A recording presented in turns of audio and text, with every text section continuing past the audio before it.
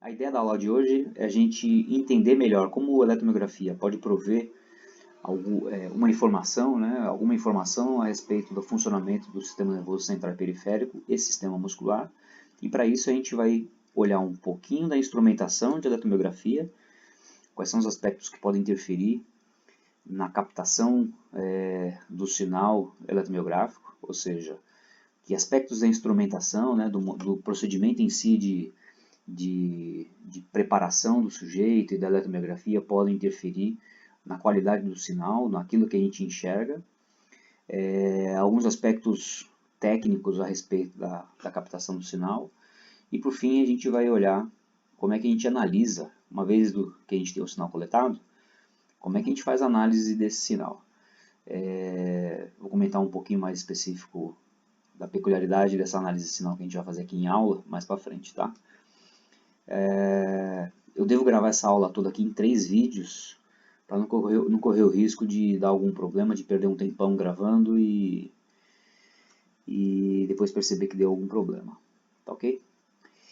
Então vamos lá, antes de a gente falar de instrumentação, vamos retomar um pouquinho o que a gente estava vendo em sala de aula, né? Vamos refrescar a memória.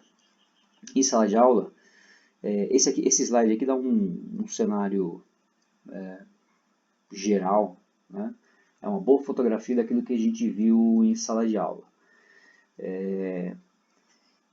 Na verdade, esses dois slides aqui, esse e o próximo.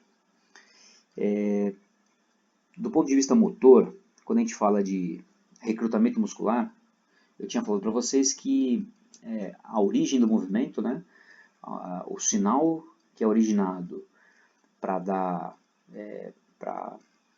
iniciar um movimento, ele é originado na parte do córtex motor, né, que está representado nessa figura aqui, no painel superior direito, onde eu estou passando o mouse.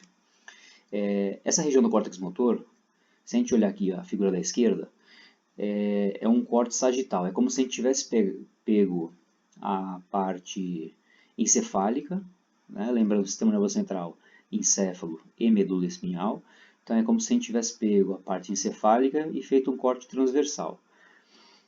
E tivesse aberto esse encéfalo e tivesse olhando para dentro dele. Então é como se a gente tivesse pego uma laranja, imagine vocês pegando uma laranja, cortando a laranja no meio e virando as partes da laranja para você olhar para dentro dela, onde tem um miolinho. É o que a gente está fazendo aqui com uma das partes, né? Com a parte esquerda do córtex motor, depois de um corte sagital, tá?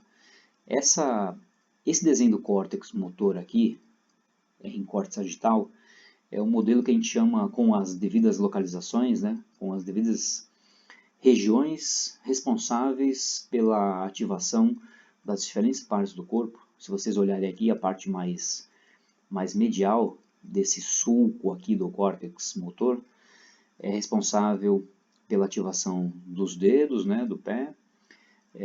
À medida que a gente vai saindo desse sulco e lateralizando o córtex motor, a gente percebe que tem regiões específicas aqui que são responsáveis pela ativação de músculos do membro inferior, né, perna, tronco, braço e assim sucessivamente, até chegar aqui em lábios, mandíbula, né, olhos, dedos, lábios, mandíbula e língua. Tá? Então a gente percebe que nesse modelinho teórico aqui, o córtex motor é dividido em partes que são responsáveis pela ativação de diferentes partes do corpo.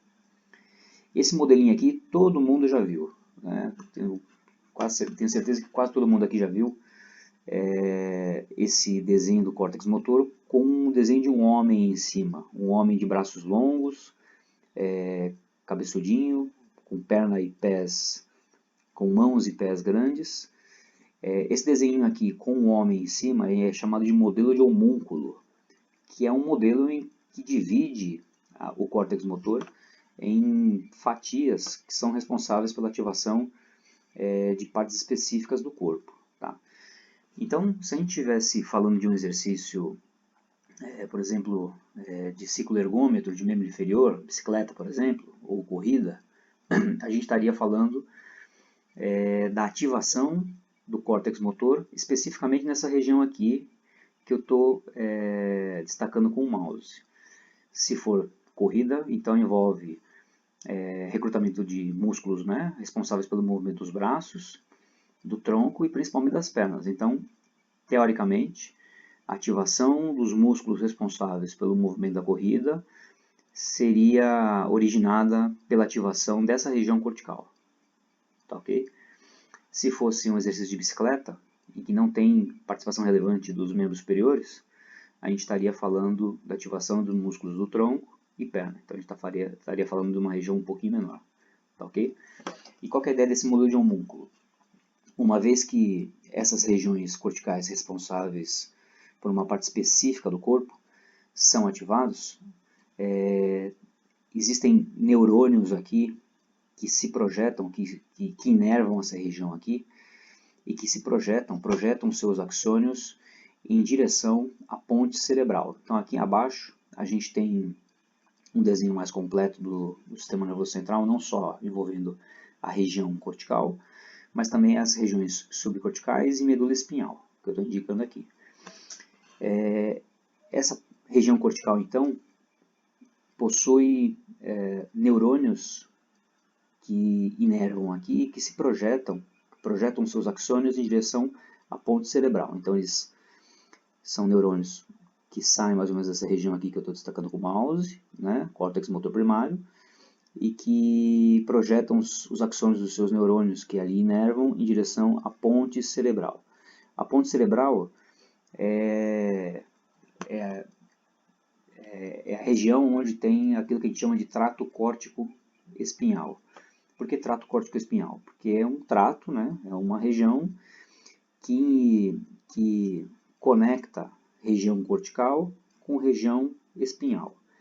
Nessa região aqui do trato córtico-espinhal, a gente observa a inserção dos nervos motores, né? Dos nervos motores do tipo alfa, ou dos nervos do tipo alfa que são motores.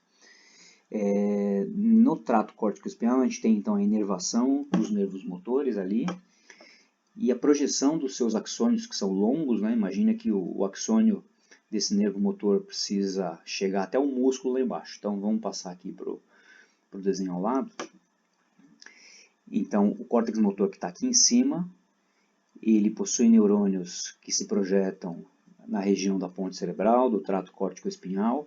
Nessa região do trato córtico-espinhal, ele inerva uma região onde tem inervação de neurônios motores. Esses neurônios motores, que têm seus axônios inervados ali, eles projetam os seus axônios ao longo de toda a medula espinhal e afora da medula espinhal em direção aos músculos periféricos, como vocês podem ver aqui. Opa, mexi no desenho. Em direção aos músculos periféricos. Então imagina que quando o indivíduo faz um exercício de corrida ou de pedalada na bicicleta, ele precisa recrutar essa musculatura aqui de membro inferior. Como é que o sinal que é gerado lá em cima chega à musculatura inferior? Fazendo todo esse caminho que eu falei, né? Então os neurônios, os nervos motores que têm inervação aqui no trato córtico-espinhal, eles prolongam, eles projetam seus axônios, que são longos, ao longo da medula espinhal, e depois fora da medula espinhal, aí a gente já está falando de sistema nervoso periférico, em direção à musculatura periférica. Muito bem, quando esse axônio vem fora da medula espinhal em direção ao músculo, ele encontra no músculo, as fibras por ele inervadas, dessa maneira aqui.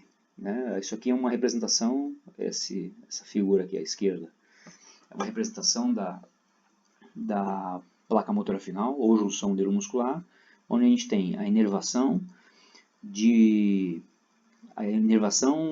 das fibras que são conectadas por esse motoneurônio. Então, o motoneurônio ele conecta, né? ele inerva diversas fibras musculares. Então, toda vez que o impulso nervoso, que a gente chama de drive, ou corrente elétrica que chega desse axônio do nervo motor até o músculo, esse impulso ele é conduzido para todas as fibras por ele inervadas. Como é que se dá essa transmissão, né, de corrente elétrica que vem do axônio e se prolonga depois para dentro da fibra muscular? Se dá por uma interação aqui físico-química, né, que envolve ali a ação de neurotransmissores, né, no caso da contração muscular, um neurotransmissor específico que é a acetilcolina. Tá? E aí o que a gente enxerga, a ideia da aula de hoje, é que falar para vocês, ó, a atividade eletromiográfica que a gente mede aqui, agora olhando o desenho ao lado aqui direito, a atividade eletromiográfica que a gente mede aqui no músculo, lá do membro inferior, quando o indivíduo está pedalando, por exemplo, ela é um indicativo de todo esse caminho que eu falei para vocês aqui. Então, ela é indicativo do sinal que saiu lá do córtex motor primário, nas regiões específicas, pelo recrutamento daquele músculo lá no membro inferior, que fez todo esse caminho aqui dentro do sistema nervoso central, que fez todo esse caminho aqui para fora do sistema nervoso central, né, por meio do sistema nervoso periférico, e chegou até o músculo. Então, quando a gente mede a atividade eletromiográfica, a gente está medindo, ela é um indicador bastante bom do sinal que foi gerado lá em cima nos centros superiores. Então, é um bom indicador daquilo que a gente chama de comando motor. O comando que as regiões motoras enviaram para o músculo. Tá? Então, no caso aqui, se a gente estivesse medindo a atividade no ciclismo, a gente poderia medir a atividade elétrica em dois músculos, que são músculos importantes, são músculos primários para o gesto de ciclismo. Né? A gente poderia medir aqui a atividade elétrica do vasto medial, que é um músculo importante para o ciclismo, mas principalmente do vasto lateral, que são essas duas, que é essa flecha lateralizada aqui amarela. Ou então a gente poderia medir outros músculos importantes para o ciclismo, como o reto femoral, que não está aqui indicado pela seta amarela, mas está a seta vermelha. Tá? Então a atividade elétrica que a gente mede no músculo é um indicador de todo esse sistema funcionando, que eu falei para vocês anteriormente. Tá ok? Então vamos falar agora sobre a instrumentação em si.